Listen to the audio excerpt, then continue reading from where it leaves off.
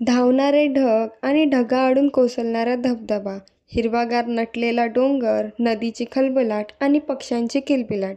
मित्रांनो, तर ही गोष्ट आहे हरिश्चंद्रगडाची, ज्याला ट्रेकर्सची पंढरी असेही ओळखले जाते. इथले प्राचीन मंदिर, त्यांचा इतिहास आणि मी घेतलेला अनुभव आज या व्हिडिओमधून मी तुमच्यासोबत शेअर करणार आहे.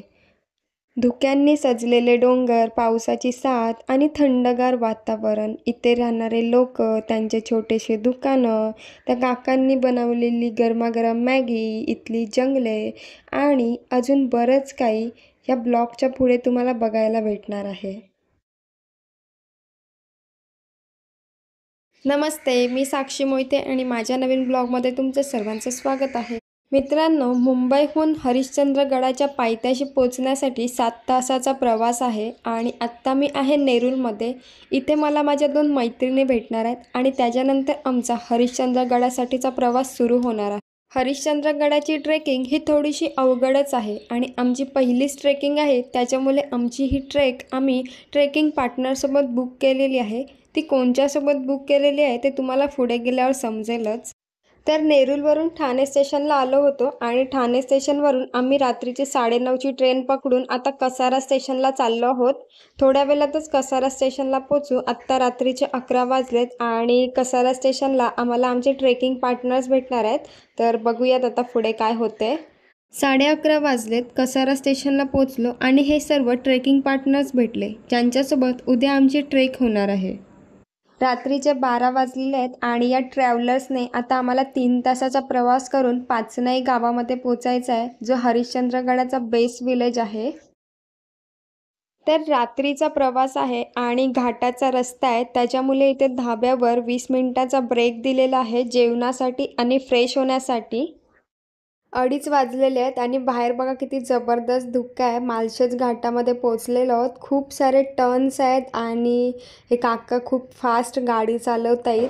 तर खूप जास्त थंडगार वातावरण झालेलं आहे आणि अधूनमधून पाऊस पण येतोय.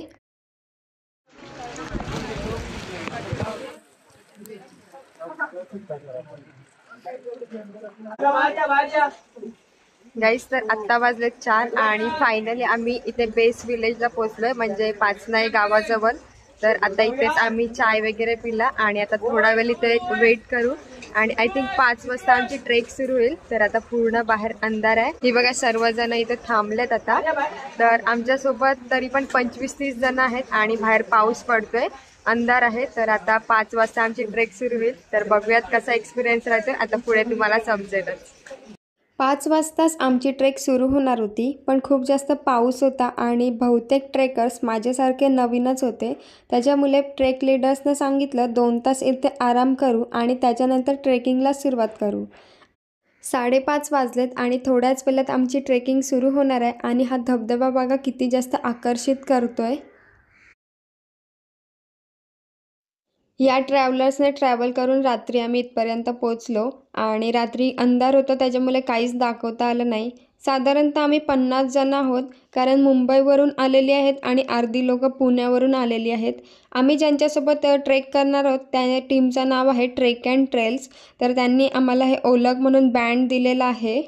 तर फायनली आमच्या ट्रेकिंगला सुरुवात झालेली आहे. 6 वाजलेत आणि खूप थंडगार वातावरण आहे, खूप फ्रेश फील होतोय. तर त्या साईडला पार्किंगसाठी सुद्धा जागा आहे आणि हा मेन गेट आहे, इथून हरिश्चंद्रगडाची सुरुवात होते.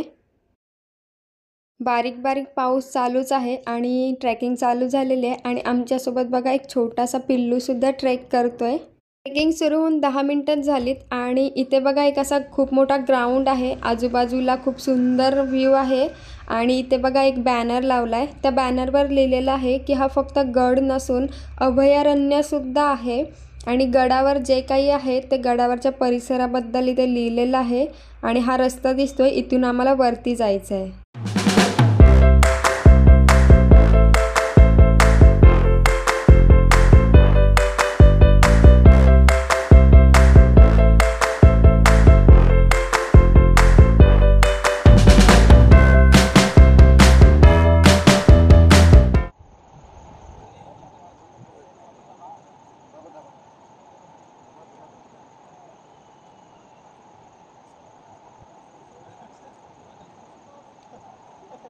6:30 वाजलेत आणि फायनली या धबधब्याजवळ पोचलोय.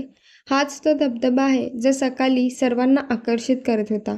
इथे बघा ना, एक वेगळीच शांतता आहे आणि एक वेगळीच एनर्जी आहे. हा धबधबा जणू काही स्वर्गातूनच खाली येते असंच वाटतंय.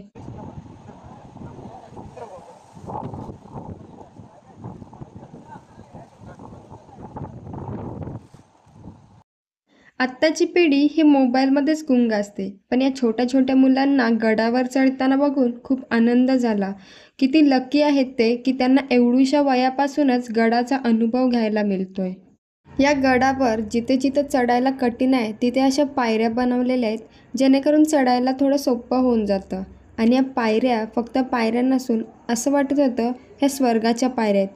कारण या पायऱ्या चढताना एवढा सुंदर नजारा दिसत होता, मी तुम्हाला शब्दामध्ये एक्सप्लेनच करू शकत नाही. हरिश्चंद्र गडावर पोहोचण्यासाठी 3 वेगवेगळे रस्ते आहेत जे 3 वेगवेगळ्या गावामधून जातात. जसं की पाचनाई गाव, ज्या गावातून आज आम्ही ट्रेकिंग करतोय. खरं तर हा रस्ता थोडा सोपा रस्ता मानला जातो. दुसरा रस्ता आहे खिरेश्वर, जो पुण्यावरून जवळ आहे. आणि तिसरा रस्ता बेलपाडा आहे. हे तिन्ही रस्ते मुंबई ते पुण्यावरून 100 ते 150 किलोमीटर अंतरावर आहेत. खरं सांगायचं झालं तर मी पहिल्यांदाच एवढ्या लांबचा प्रवास केला. जवळजवळ 200 किलोमीटर अंतर तरी असेल. आणि मी पहिल्यांदाच अशी कोणती तरी मोठी ट्रेकिंग करणार होतो. ट्रेकिंग सुरू झाली आणि हरिश्चंद्रगडाकडे बघितला. मनात एकच प्रश्न आला, साक्षी तू नक्की ही ट्रेक पूर्ण करशील का की अर्ध्यावरूनच परत येशील? पुन्हा मोठा श्वास घेतला आणि गडाला बोललो, थांब, 3 तासात मी तुझ्या जवळ येते. आणि ट्रेकिंगला सुरुवात केली. 7 वाजले आणि या धबधब्याजवळ पोचलो. मग काय, त्या धबधब्याखाली भिजायला तर जाणारच. एवढा सुंदर धबधबा कोण इग्नोर करू शकतोय? पण या धबधब्याखाली मात्र मी माझी बॅग भिजवली आणि त्या बॅगेतलं सर्व सामान ओला होऊन गेला. जाऊ दे, मग पुढची ट्रेक सुरू झाली.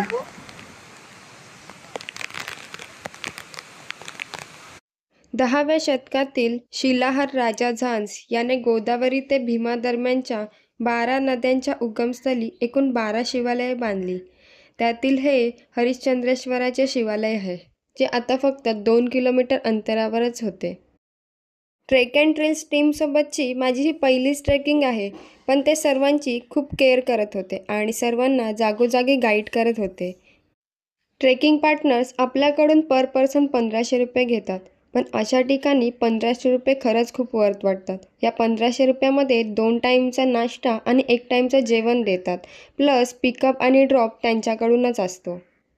हरिश्चंद्रगड हा किल्ला महाराष्ट्रातील अहमदनगर जिल्ह्यातील एक ऐतिहासिक किल्ला आहे. या किल्ल्याची उंची 1424 मीटर आहे. हरिश्चंद्रगड हा किल्ला असा आहे ज्याला कुठेही तटबंदी केलेली नाही. ही वाहणारी नदी बहुतेक मंगलगंगा असावी, जी हरिश्चंद्रेश्वर मंदिराच्या समोरून वाहते.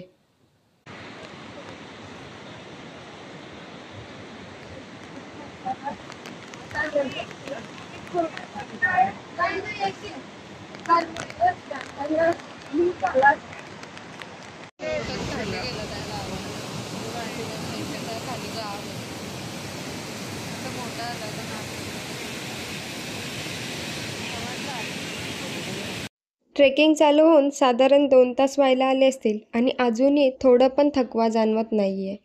इथले नजारे स्वर्गाहून कमी नाही आहेत. असं वाटतंय मी एका वेगळ्याच दुनियेमध्ये आलेलो आहे.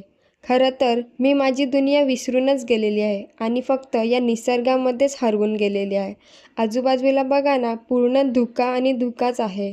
आणि हा थंडगार वातावरण आणि त्याच्यात पावसाची साथ. खरंच हा माझा प्रवास मी तुम्हाला माझ्या शब्दामध्ये सांगूच शकत नाही आहे. एक वेगळाच अनुभव आहे.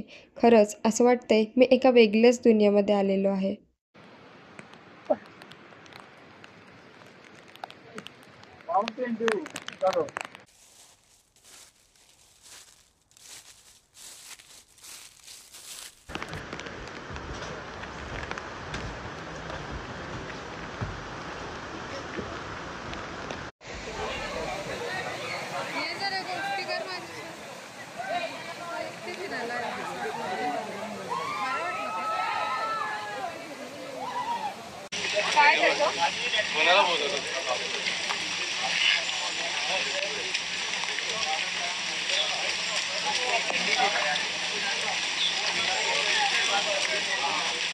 गडावर पोचल्यानंतर तुम्हाला अशी घरे दिसतील आणि त्या घराच्या समोर छोटासा दुकान दिसेल.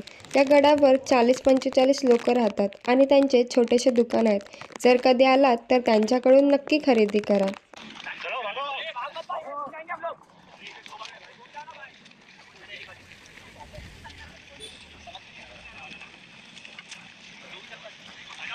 ये झोपड़े से लेफ्ट लेना है, सीधा जाना है, क्रिस को फॉलो करना है. अभी इतने बार बोला है, यहाँ से लेफ्ट लेना है.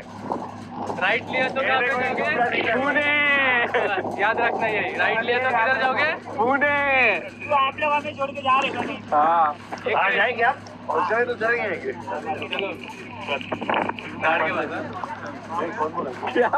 फायनली आम्ही गडावर पोचलोय आणि आता अर्धा तासाच्या अंतरावर मंदिर आहे आणि इथून पुढे 0 विजिबिलिटीचा रस्ता आहे. त्याच्यामुळे आम्ही एकमेकांना फॉलो करत चाललोय.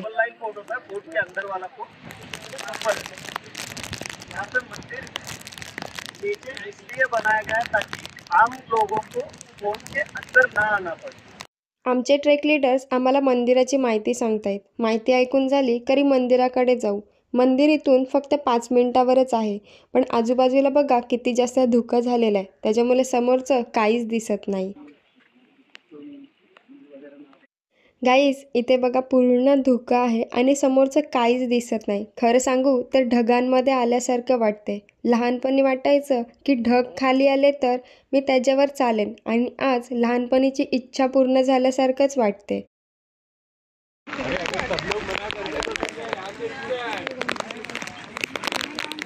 गडावर पोचल्यावर सर्वात पहिले हा छोटा मंदिर बघायला भेटतो आणि आतमध्ये शिवलिंग आहे आणि ह्या मंदिराच्या समोर बघा एक छोटासा कुंडसुद्धा आहे, म्हणजे एक छोटीशी पाण्याची टाकी आहे ज्याच्यामध्ये पाणी पण आहे.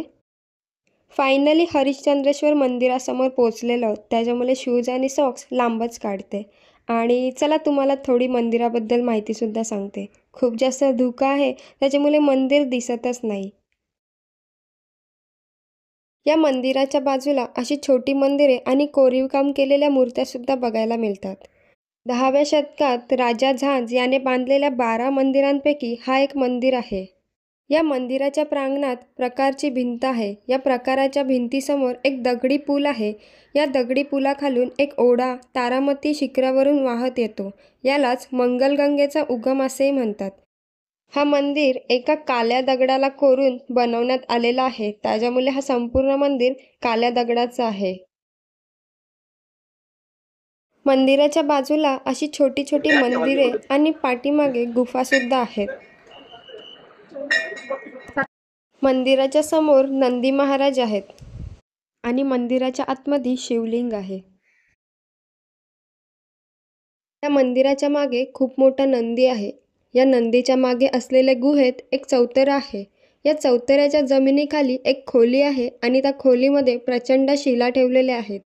त्या खोलीमध्ये चांगदेव महाराजांनी 1400 वर्ष तपस्या केली होती आणि योग शक्तीच्या जीवावर 45 वेळा मृत्यूला परतून लावले होते. त्याच ठिकाणी चांगदेव महाराजांनी तत्वसार नावाचा ग्रंथही लिहिला होता. ही माहिती इथले स्थानिक सांगतात. हे मंदिर 1200 वर्षांहूनही जुने म्हणजे शालिवाहन कालाचे असल्याचे सांगितले जाते. मंदिराच्या डाव्या बाजूला श्री गणेशाची मूर्ती आहे.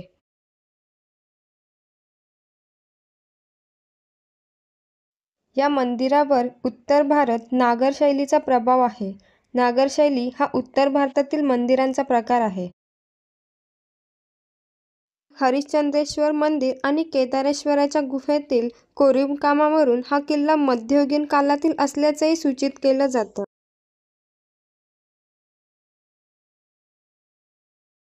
मंदिराच्या परिसरात अनेक गुहा आहेत.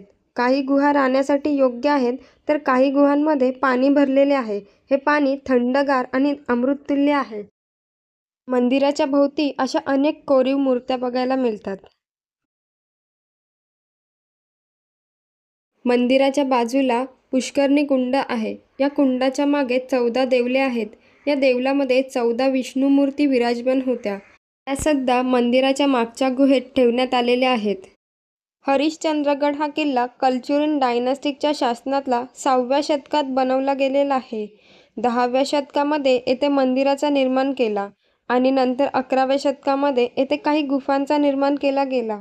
यातल्या काही गुंफा राहण्यासाठी योग्य आहेत, तर काही गुंफांमध्ये आता पाणी भरलेलं आहे. हरिश्चंद्रेश्वर मंदिराच्या उजव्या बाजूने खाली गेलो तरी केदारेश्वर गुफा लागते. केदारेश्वर गुफेकडे जाताना हरिश्चंद्रेश्वर मंदिराकडे बघितला की मंगलगंगेचा उगम दिसतो. पुढे ही नदी पायथ्याच्या पाचनई गावातून वाहत जाते. आता आम्ही केदारेश्वर गुफा बघण्यासाठी चाललो आहोत. केदारेश्वर गुफा ही मोनोलिथिक टेक्नॉलॉजीने बनवली गेली आहे. या गुफेपर्यंत जाण्यासाठी हा दगडी पूल पार करावा लागतो. या गुफेमध्ये 5 फीट उंच शिवलिंग आहे. या शिवलिंगाच्या चारी बाजूने पाणी असतो. शिवलिंगाच्या अवतीभोवती प्रदक्षिणा घालता येते. शिवलिंगाच्या बाजूला 4 खांब आहेत, जे 4 युगांना रिप्रेझेंट करतात. हा उरलेला खांब कलियुगाचा आहे. असं म्हटलं जातं, कलियुग संपला तरी हा खांब तुटेल आणि या संपूर्ण धरतीचा नाश होऊन जाईल. या गडाचा एक वैशिष्ट्य म्हणजे कोकण कडा. हे या किल्ल्याचे सर्वात मोठे आकर्षण आहे.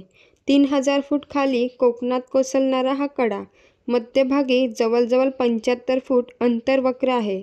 जणू नागाच्या फण्यासारखा हा कडा दिसतो. स्वच्छ हवा असली तर येथून कल्याणपर्यंतचा प्रदेश दिसतो. सह्याद्रीतील अत्यंत दुर्गम किल्ला अशी याची ओळख आहे. कोकण कड्याच्या शेजारी नाईट कॅम्पिंगसुद्धा करता येते, पण आज खूप जास्त धुकं असल्यामुळे आम्हाला काही कोकण कड्याचे दर्शन झालेच नाही. आज रविवार असल्यामुळे इथे खूप जास्त गर्दी आहे. हवा स्वच्छ असेल तर या गडावरून शिवनेरी किल्ला, हसरगड, चावड, निमगिरी, शिंदोला, जीवधन, गोरगड, मच्छिंद्र, सिद्धगड, माहुली, कलागड, भैरवगड, कुंजगड असे किल्ले दिसतात. या किल्ल्यावर 40-45 लोके राहतात. त्यातलेच हे एक काका आहेत, ज्यांचं छोटंसं दुकान आहे आणि त्यांच्या दुकानातून आम्ही ही गरमागरम मॅगी बनवून घेतलेली आहे. इथल्या वातावरणामध्ये मॅगी खाण्याचा आनंदच वेगळा आहे. तुम्ही कधी गडावर आलेत तर मॅगी नक्की ट्राय करा. काय नाव तुमचं काका? इंदू भारमत. इंदू भारमत. तुम्ही इथेच राहता ना? गाईस, कोण असेल तर काकांच्या इथे नक्की या. मॅगी वगैरे काका मस्त बनवून देतात. जेवण वगैरे सर्व भेटेल. तर छोटासा स्टॉल आहे बँडच. ते मस्त बसायसाठी जागा वगैरे पण आहे. आणि हा बघा, सोमनाथ हॉटेल. गडावर राहणारे लोक आपल्यासाठी जेवणाची, नाश्त्याची सांगितल्याप्रमाणे सोय करतात आणि त्यांच्याकडे टेंटसुद्धा अवेलेबल असतात, जे आपण भाड्याने घेऊ शकतो. हे त्यांचे कॉन्टॅक्ट नंबर आहेत. तुम्ही इथे कधी आलात तर ह्यांच्याकडून नक्की काहीतरी खरेदी करा, कारण हे लोक श्रीमंत होण्यासाठी नाही तर फक्त आणि फक्त आपलं घर चालवण्यासाठी हा दुकान चालवतात. मोघल अथवा मराठे यांच्या इतिहासाची देखील पार्श्वभूमी या गडाला लाभलेली आहे. 3500 वर्षांहूनही प्राचीन असलेला, चहूबाजूने तुटलेला, रौद्रभीषण कडेकपाटीचा नैसर्गिक संरक्षण लाभलेला या हरिश्चंद्र गडाचा उल्लेख काशीपुराण, अग्निपुराण आणि मत्स्यपुराणातही आढळतो. या गडाला 2-4 हजार वर्षो पूर्वीची पौराणिक पार्श्वभूमीही लाभलेली आहे. आदिवासी कोली महादेव या समाजाकडून हा किल्ला मोगलांनी घेतला व त्यानंतर 1747 ते 48 मध्ये हा किल्ला मराठ्यांनी मोगलांकडून जिंकून घेतला आणि किल्ल्याचे किल्लेदार म्हणून कृष्णाजी शिंदे यांची नियुक्ती केली. या किल्ल्याचे शेवटचे किल्लेदार रामजी भांगरे म्हणजेच आद्य क्रांतिकार राघोजी भांगरे यांचे वडील. आणि इंग्रजांनी 1818 मध्ये हा किल्ला मराठ्यांकडून जिंकून घेतला. येथील मंदिर कोली महादेव जमातीचे कुलक असून महादेवांच्या नावावरूनच या जमातीची ओळख आहे. तसेच महादेव कोली समाजाचा निकारीचा इंग्रज सावकार जमीनदार यांच्याविरुद्ध असणाऱ्या लढ्याचे हे एक प्रतीक आहे.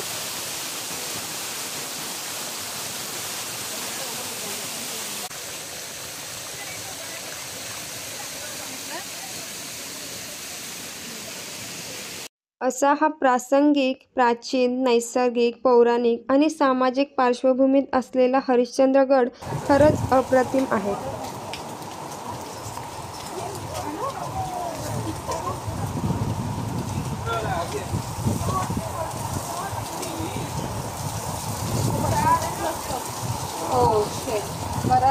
खूप जास्त हवा असल्यामुळे इथले झरे उलटे वाहताना दिसतात.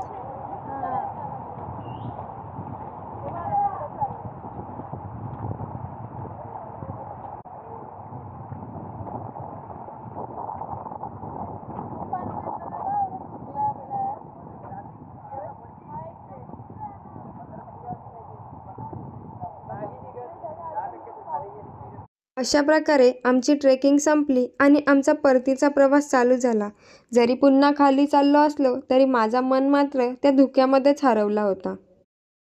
अशा प्रकारे अप्रतिम नैसर्गिक सौंदर्याने नटलेल्या हरिश्चंद्रगड ट्रेकर्सची पंढरी ठरतो. खरंच आत्ता मला ट्रेकर्सची पंढरी का म्हणतात ह्याचा खरा अर्थ समजला.